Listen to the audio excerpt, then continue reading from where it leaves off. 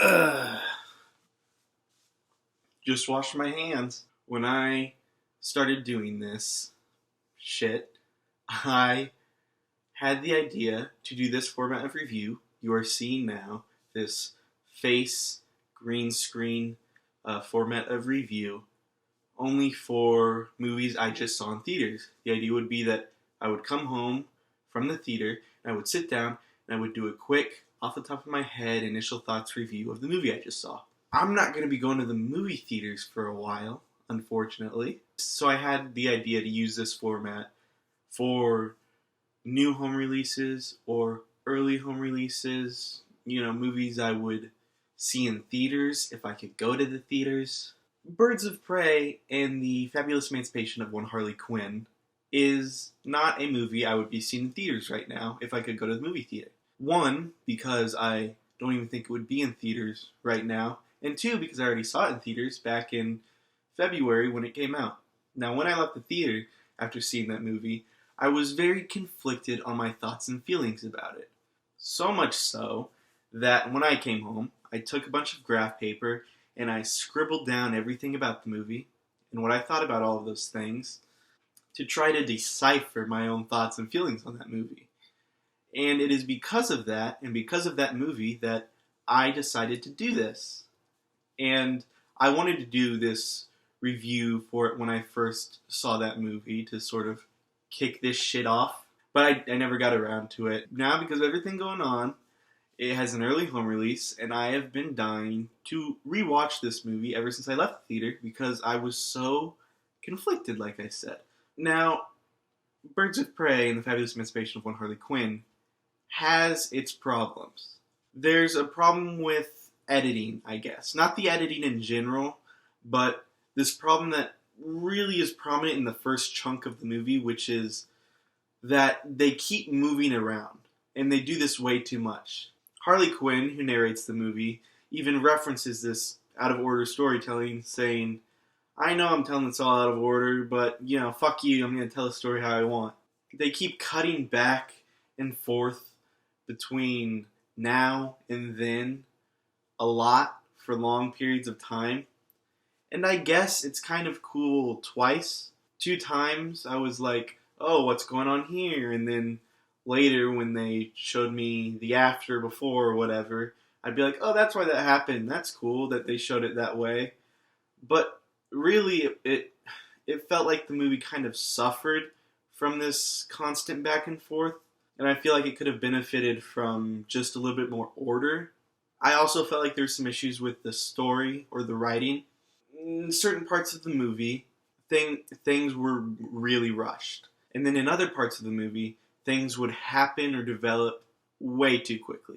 Just unnaturally fast, even by, movie standards. And another thing that was just consistent enough to, bother me a little bit, I guess, was these flashbacks. There are flashbacks throughout the movie. Flashbacks, there's nothing inherently wrong with them. A problem with a lot of the flashbacks in this movie is either one, you're flashing back to something we already saw, sometimes not that long ago at all, and two, they would repeat the flashbacks, showing the same flashbacks.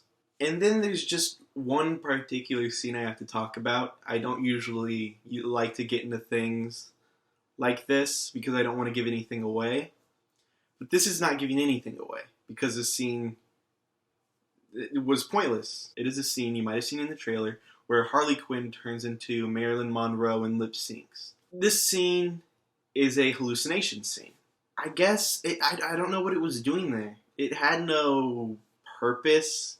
It had no nothing. It really just kind of stopped the movie in its tracks. And, I guess at first it was kind of cool or wacky or interesting. But 10 seconds into this scene, it is edited to shit. For some reason, they rewind it and fast forward it a bunch and just generally distort it. It gave me Suicide Squad editing flashbacks. Now, let's move away from the me shit talking, I guess, because, like I said, I was conflicted about this movie when I first saw it, And that is because there are a lot of things I like about this movie, despite those, flaws or problems I had with it. It's a really stylized movie, which I love. You get a sense for it right when it starts, from the intro, which is animated, and it's colorful and crazy and funny. And then you have the action in this movie, which is also very stylized and creative. And it's also visible, which I love. I love being able to actually see the action in a movie. There's no shaky cam or close-ups. You see it all, and it's crazy fucking glory. I think the action in this movie, whether it be just a set piece or a fight scene, I think it's really the meat of this movie and probably my favorite part of it. Another thing I love about this movie is that Harley Quinn is an actual character. She is a fully fleshed out character with personality, and she's funny, and, she's a character. She's not just eye candy. That's the best word I can think of. And she doesn't just spew out cringy jokes and have a bunch of bad dialogue. I'm poking fun at Suicide Squad because that movie was awful, and Harley Quinn was, unfortunately just bad in that movie. Yeah, they really messed it up their first go, which is a shame because Margot Robbie's great, and she gives it her all. And she gave it her all in Suicide Squad, and she gives it her all in this. And you can just tell that she really likes this character and cares about her and cares about portraying her. Now, another actor I really liked in this movie was Ewan McGregor. He played Roman Sionis, or the Black Mask, the antagonist of the movie. And his performance was just so wacky and over the top. He was comically evil. And I love that performance, and he was one of the funniest characters in the movie. Also want to give a shout out to Mary Elizabeth Winstead. I loved her in this movie. I just wish she was in it more. That's my only complaint. I wish she was in it a lot more than she was. This movie has a sort of feminist message, I guess. A message of female empowerment. And it is not this overhanded, ill-fitting message that is forced into the movie. This message is woven into its story, into its characters, into the conflicts, into everything. And I just really appreciate that. Despite the flaws, most of the content in this movie I really liked. I really enjoyed most of the content of the movie. It was entertaining, it was good fun, and I enjoyed rewatching it.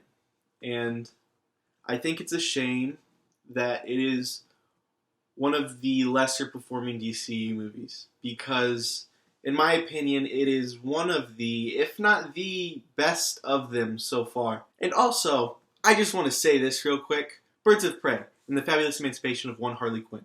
I like that title. I know some people don't. I know it's pretty long, and I know they changed it. I like that title, and I just wanted to say that for some reason. I'm going to stick with my rating that I gave it when I left the theater. I gave and give Birds of Prey and the Fabulous Emancipation of One Harley Quinn 3.5 out of 5 stars. Worth checking out, not for everyone, and definitely has its flaws. But it's good fun, it's entertaining, and yeah, that's all. That's all. I don't know how to end these.